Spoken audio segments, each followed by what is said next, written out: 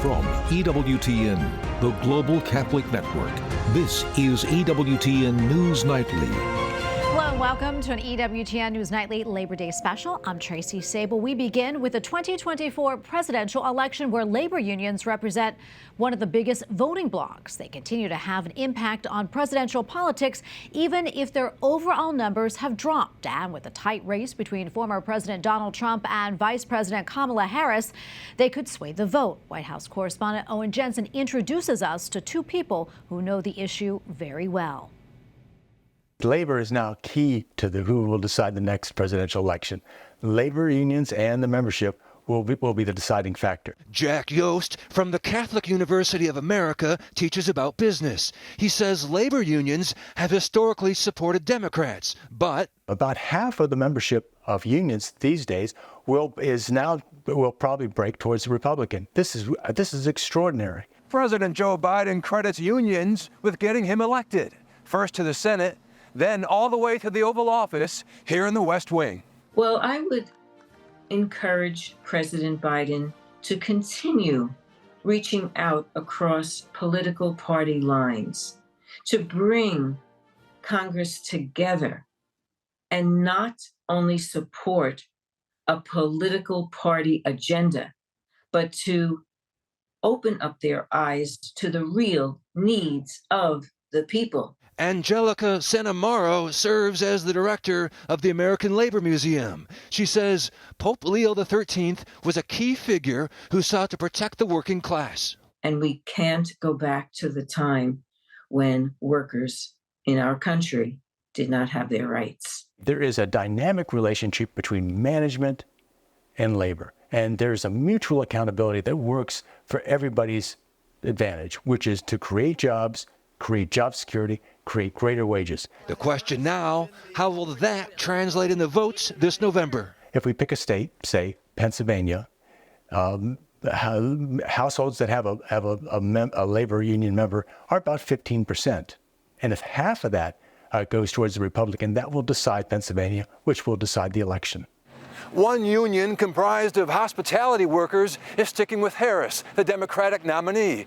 This despite Donald Trump's promise to eliminate taxes on tips. Harris later made the same pledge.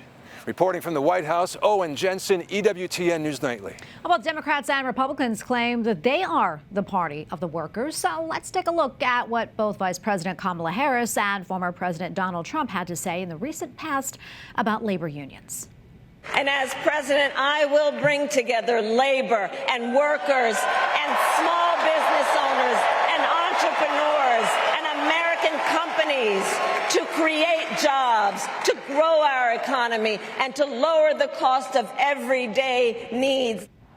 In her DNC acceptance speech, Harris vaguely mentioned labor workers in the context of her wider plan for the economy. With no clear policy related to labor yet, Harris garners support from Biden's strong track record with union workers, who was the first president to picket with laborers. At the Democratic National Convention, the United Auto Workers Union touted Harris as one of us.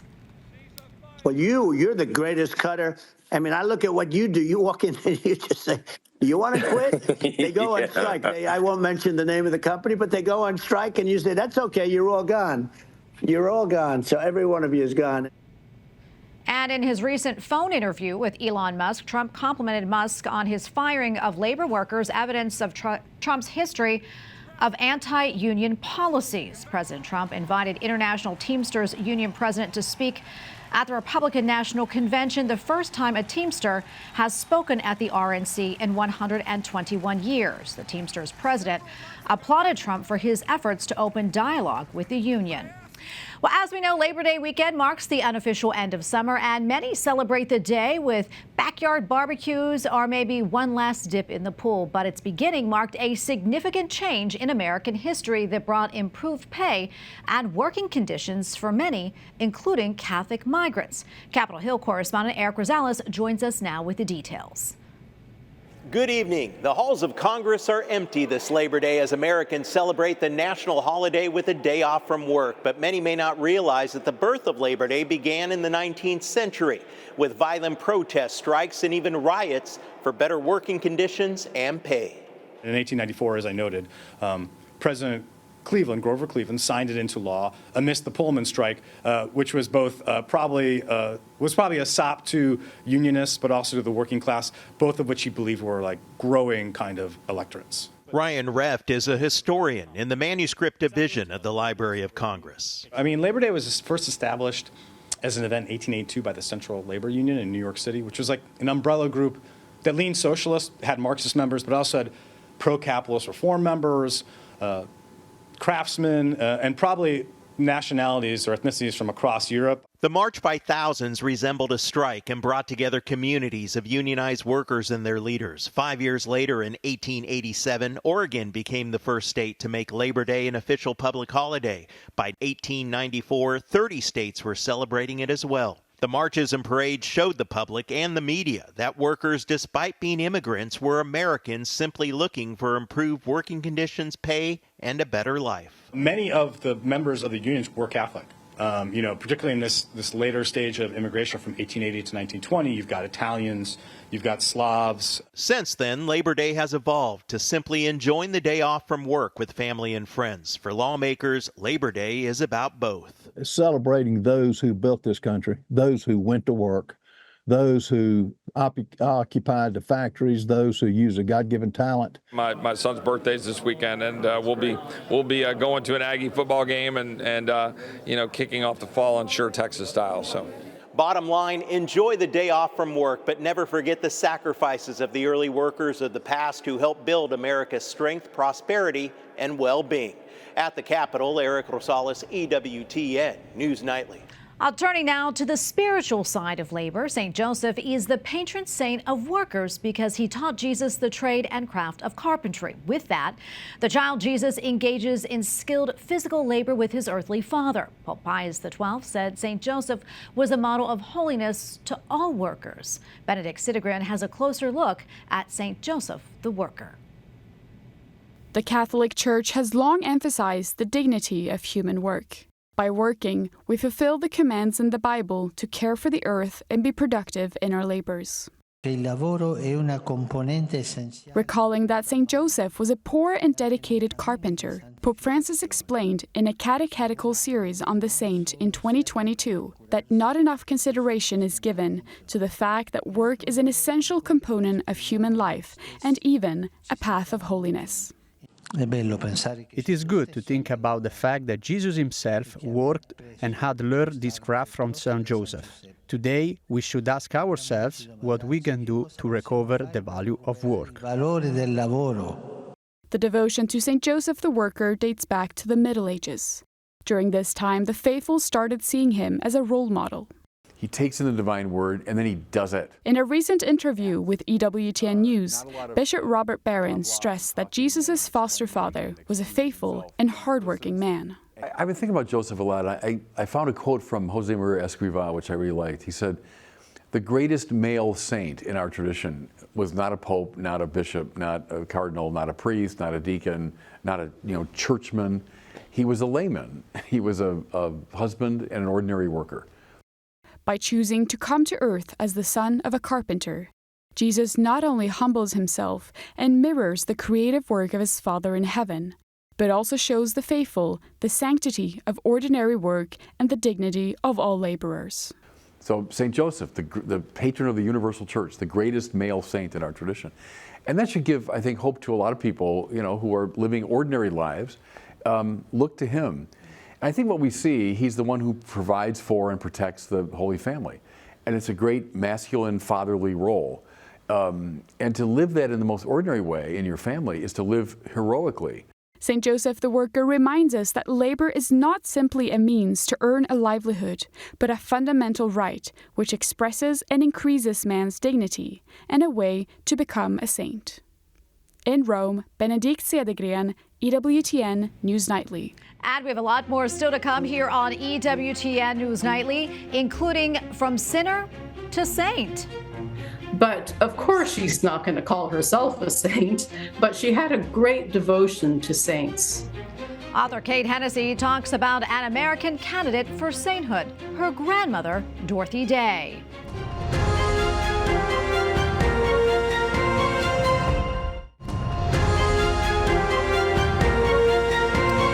Welcome back to our Labor Day special. Servant of God Dorothy Day co-founded the Catholic Worker Movement. She spent the majority of her life aiding the poor and the homeless, and now she is an American candidate to be declared a saint. But her life did not begin on the path to holiness. In fact, quite the opposite. Born in 1897, her life spanned most of the 20th century. During her early adulthood, she wrote for a socialist newspaper, pursued a bohemian lifestyle, involved herself in communism, and had extramarital affairs. What transformed everything for Dorothy Day was discovering she was pregnant. She had an abortion years earlier, which she considered one of the greatest tragedies of her life. Her new infant daughter seemed nothing short of a miracle. Overwhelmed with her gratitude, she wanted the child to be baptized in the Catholic Church. As Day became increasingly interested in the faith, she converted to Catholicism in 1927. After that, she dedicated her life to defending the dignity of the human person. She co-founded the Catholic Worker Movement to aid the poor and homeless, saying in 1950, "I do not know how to love God except by loving the poor." Pope Francis took note of this during his address to Congress in 2015. In these times, when social concerns are so important, I cannot fail to mention the servant of God, Dorothy Day, who founded the Catholic Worker Movement. Her social activism, her passion for justice and for the cause of the oppressed were inspired by the gospel, her faith, and the example of the saints. Almost immediately after Day's death in 1980, controversy arose whether she should be declared a saint by the Church. None other than New York's Cardinal John O'Connor opened the cause for possible beatification and canonization. In a letter to the Holy See, he wrote, "The conversion of mind and heart that she exemplified speaks volumes to all women today on two fronts. First, it demonstrates the mercy of God, mercy, and that a woman who sinned so gravely could find unity with God upon conversion. Second, it demonstrates that one may turn from the ultimate act of violence against innocent life in the womb to a position of total holiness and pacifism." All right, let's bring in Kate Hennessy. She's the granddaughter of Dorothy Day and the author of the book, Dorothy Day, The World Will Be Saved by Beauty. Kate, thank you so much for coming on today. We appreciate it. Your grandmother founded the Catholic Worker periodical, which, as we know, evolved into a movement. Can you tell us more about her work? Well, thank you, Tracy. I love talking about my grandmother, so it's always a delight for people to ask me about her. She was an extraordinary woman. I think many people now know that she's in the process of possibly being canonized. Her cause is at the Vatican right now. And I think how she speaks to us is a real sense of personal responsibility for enacting Catholic social teachings. And it began as a newspaper because she was a journalist. She came from a family of journalists. And to her, it was a clear need when she discovered the Church's teachings on social justice. She felt it was really important to get that known. And that was in 1933, which is, of course, the height of the Great Depression. So when she started this newspaper, she had no idea. She had no idea that she was starting a movement. She had no idea that she would actually end up starting a series of houses of hospitality around the U.S. And this movement is now 91 years old, and there are houses everywhere. It's hard to keep track of how many houses, but there seems to be close to 200. Yeah, and you had mentioned her possible canonization. I know she once said, "Don't trivialize me by trying to make me a saint." What do you think she meant about that? And what would you think about her being canonized? All right. That's a very good question. I think the quote is, "Don't call me a saint. I don't want to be dismissed so easily." And people have been kind of chewing on that, wondering, what did she mean? And are we doing the right thing? But of course, she's not going to call herself a saint, but she had a great devotion to saints. It really was the saints who brought her, I think, into the Catholic Church, and she always spoke about them. They're almost like family to her. So I think, for herself, saints are incredibly important. I think what her statement is, don't put me on a pedestal. Don't say, oh, I can't do this. Dorothy can do this, but I can't do this. She would have none of that. She says, we all have to be involved. We all have to do the work. And I think the canonization process, well, it's not for her, of course, it's for us. I mean, we need saints. Saints are an incredibly important part of faith and understanding the world. Yeah. Another thing I want to talk about is the illegal abortion that she had before her conversion to Catholicism. Do you know how that affected her? Oh, it deeply affected her. This was, of course, a very dangerous procedure, and she suffered physically. In terms of emotionally, it was a profound effect. I mean, I really can't speak personally for her. She was very private in that way. But I know that she was, because of the physical effects of that abortion, she was scared that she would never be able to have a child. And so when my mother was born, it was such a miracle. And that's what led her to become Catholic, was that the miracle of that birth. In terms of as I say, she was very private. She never talked about it.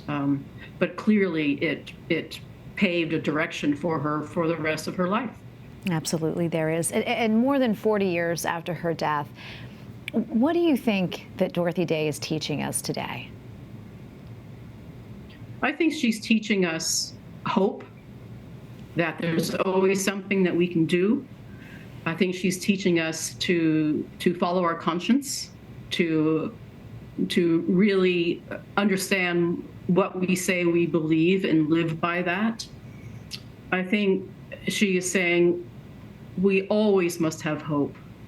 And that was one of the things that she really wanted to make clear, is that we must have hope, we must have faith, we must pray, and we have to talk about it. We have to give, to speak of why we have hope, why we have faith. McKay, before I let you go, I want to ask you a question about you. I know that you've written that you've been uncomfortable all your life being Dorothy Day's granddaughter, but you've made peace with it. If you don't mind, tell us why that made you feel uncomfortable. She was an extraordinary woman. It's really hard to describe her presence in my life and in, my family's life. We all were affected by her strength of character. And what she did was extraordinary. Her work, her dedication, her persistence, her perseverance were outstanding, extraordinary. And I think, you always, as a child, I kind of, at first just accepted it. That was who she was. But as I grew older and began to understand what her work was, it seemed like it was so far beyond what I could accomplish. And I've had to kind of, as you say, make peace with, I am who I am. I'm not my grandmother. But of course, there are ways that she has deeply influenced me, and I have come to treasure those. Okay, thank you so much for coming on and speaking to us about your grandmother, Dorothy Day. We really appreciate it. God bless you. Thank you so much, Tracy. Up next on EWTN News Nightly, it is the best part of waking up. Coffee in hand and Jesus in your heart. We take you to a cafe in Virginia that fits the bill and doesn't break your wallet.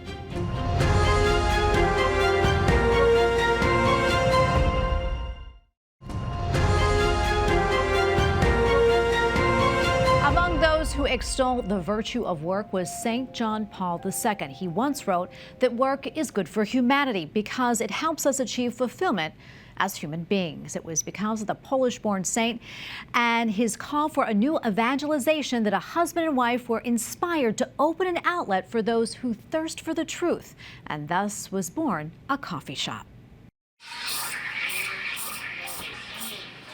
Here at the Trinity House Cafe and Market in Leesburg, Virginia, customers come for the coffee and a little slice of heaven. What's your favorite drink? The St. Francis green tea latte.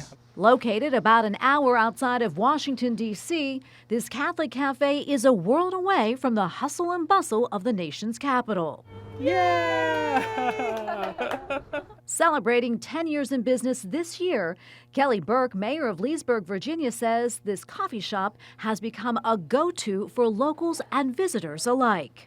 Ask anybody. Everybody around here will tell you that they stop in here at one point or another. It definitely is a staple. It's a very important part of our community, and we're very proud of it. Founded by Soren and Ever Johnson as part of a subset of their Catholic ministry, Trinity House Community, the Trinity House Cafe and Market may look like just another cozy cafe on the outside, but inside it is chock full of food for the soul, religious books, relics, Catholic clothing, and so much more.